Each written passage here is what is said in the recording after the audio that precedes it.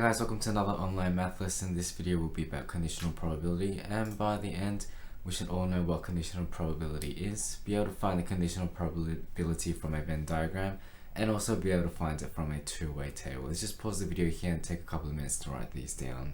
Alright, so let's start with our first goal here and find out what conditional probability is. So conditional probability is the probability of an event given that an event has already occurred. The word given here is what makes a question conditional. So let's just pause the video here and write this definition down up the top there. Alright, let's go through a couple of examples of conditional probability. It will make a bit more sense when we go through these. Alright, so the first example here is, what is the probability that Farzana will eat a snack given that she has just eaten dinner?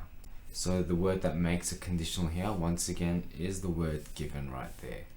Another example, given that a car has just been serviced, what is the probability that the car will be serviced again within the next month? So once again, our key word is given at the start there. If the question was just, what is the probability there that the car will be serviced within the next month, it becomes a completely different scenario. So once again, that word given that the car has just been serviced, that is the key point that makes this conditional. And one more example, how likely are you to wear jeans tomorrow given that you wore it today? So obviously if you wore the same pair of jeans today, you'll be less likely to wear it tomorrow. Or you may be more likely to wear it depending on who you are. But either way, for most people, it will have an effect on whether or not you will wear it the following day. So this is why conditional probability is actually a little bit different to probability by itself. Alright, so if we call two events A and B, the probability of an event A occurring, given that B has already occurred, can be written like this below. So PR stands for probability, and the probability of A occurring, given that, that's the sign for given, that B has already occurred. That's how you would write it in probability. And just to make it a little bit easier, there is a formula to find out the conditional probability. And it is found using this formula right here. So let's just pause the video here and take a couple of minutes to write that formula down. Make sure it's in your exercise books because it will be important for this topic. Alright, so in words, this means the probability of A occurring given B has already occurred. That is that first part right there, just there. And this top part is the probability of A and B occurring, and the bottom is the probability of B occurring. So you might want to write that down as well if you forget what these symbols mean. Alright, so that's the probability of A occurring given that B has already occurred. We can rearrange that to the bottom one. This is the probability of B occurring given that A has occurred. So you can write that one too. That's formula 1, formula 2. The only thing that's changed is those two have been switched around, and that's changed to B from A. Alright, let's have a go at using these formulas here. So I got an example question right there. So the question here, we'll do this one together. It says Harry and his friends decide to go out to dinner for fish and chips. So fish is situation A or event A, and chips is event B. A total of 10 people choose fish, 7 people in total choose chips, and 5 people choose fish and chips. Alright, so using the formula below, we're going to find the probability of B occurring given that A has occurred. So it gives us the formula here. We're just going to use that there. So probability of B given A equals probability of A and B, so that's fish and chips with a total of 5, over the number of A, so A is just fish there, and 10 people choose that, so it'll be 5 over 10. And remember, in probability we need to simplify it to the simplest form, so our probability is going to be half. Otherwise, if you did it as a decimal, you could write it as 0.50. You can't just write 0.5 here because it says answer to 2 decimal places. So make sure you've got it to 2 decimal places there. There's 1 and there's 2. Alright, so now we know what conditional probability is and can find it using the formula above there. Alright, let's have a go at our next learning goal, which was to find the conditional probability from a Venn diagram. So let's have a go at this question here. So the first one, let's start with probability of A. So the probability of A, you need to count up all the numbers in A, so that's 3 plus 2, which gives me 5, and there's a total of 3 plus 2, which is 5 plus 4, 9 events. So the probability of A is going to be 5 out of 9. Alright, next one, the probability of A and B.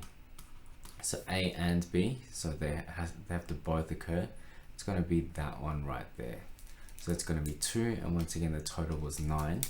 So our probability for that is going to be 2 out of 9. Next one, probability of A given that B has occurred. So I'm going to use that formula. It's the number of A and B. So that one there. So it'll be 2. We'll work that out here. So it'll be 2 out of number of B.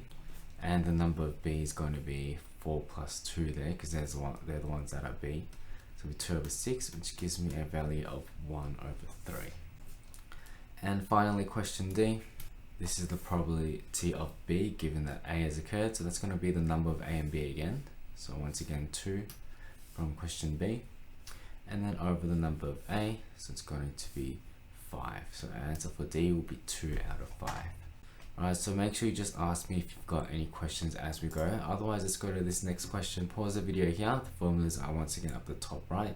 Have a go at these by yourself and just unpause it when you're ready to go through these with me. Alright, so using this Venn diagram, I'm going to answer these questions here. So the probability of A is going to be 4 plus that middle part 3, so it gives me 7 out of the total, which is 4 plus 3, 7 plus 5 gives me 12, plus 1 gives me 13, so it'll be 7 out of 13 for that one. Alright, next one, question B, probability of A and B. So A and B is that middle one there, it'll be 3 out of 13. Question C is probability of A given that B has occurred, so it's that first formula there. It's going to be a number of A and B, which is once again 13, which is found in question B, over number of B, which is 5 plus 3. So answer for question C will be 3 over 8. And the last one, question D, given the probability of B given that A has occurred, so number 2 formula there. It'll be the number of A and B, which is 3 again, over the number of A, 4 plus 3, which is 7, which is probability of 3 over 7. Alright, so just give yourself a tick for each one you got correct there. Alright, now we've hit our first 2 goals for today. We know what conditional probability is, and we also can find the conditional probability from a Venn diagram. Alright, let's move on to our last goal, which is finding the conditional probability from a two-way table. Alright, so for this question here, we'll do this one together. The question says, from a group of 15 hockey players at a game of hockey, 13 played on the field, 7 sat on the bench, and 5 both played and sat on the bench. A hockey player is chosen at random from the team. Let A be the event the person played on the field, and let B the event the person sat on the bench. So the first part of the question asks us to represent the information in a two-way table. So we need to draw out the template of a two-way table first. And that's going to look like this here. I'm going to have there A there, not A. Just draw some lines there. I'm going to have B over here, not B there.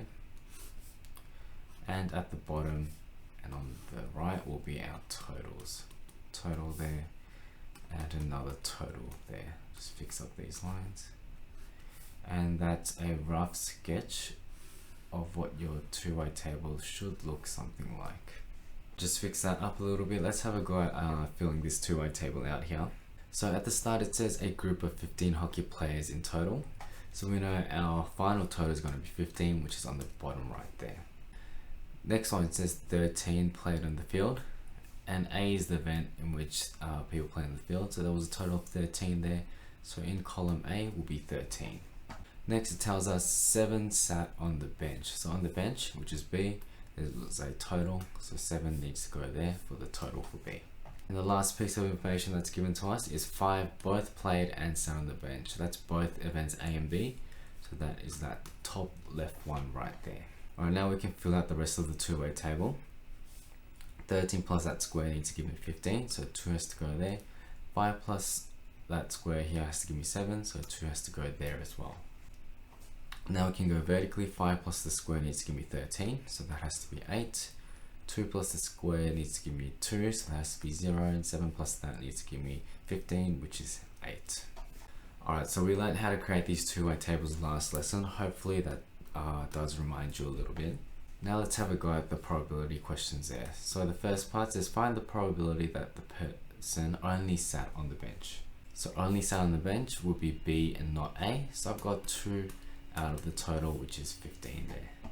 Alright, next one, question C. Find the probability that the person sat on the bench given that they played on the field. So that's going to use the formula from the slide before. It's a probability of B given A. So let's just start off by writing the formula out again. So the probability of B given A is going to be number of A and B over the number of A. So the number of A and B is that one over here, which is 5, over the number of A, total of A is 13. So my probability for question C is going to be 5 over 13. And the last one, find the probability that the person played in the field given that they sat on the bench. So this one will be the other way. It will be probability of A given B. And that's going to be the number of A and B again, over the number of B. That's my only difference there. And that's going to be, once again, 5 up the top. And the total for B is 7. So my probability there is 5 over 7. Alright, so once again, there's another problem that's very similar to the one just before. Have a go at this one and just unpause the video when you're ready to go through this with me. Alright, so once again for question A, we're starting off by drawing up the two-way table. Alright, so there's the outline of the two-way table. Let's start filling this out.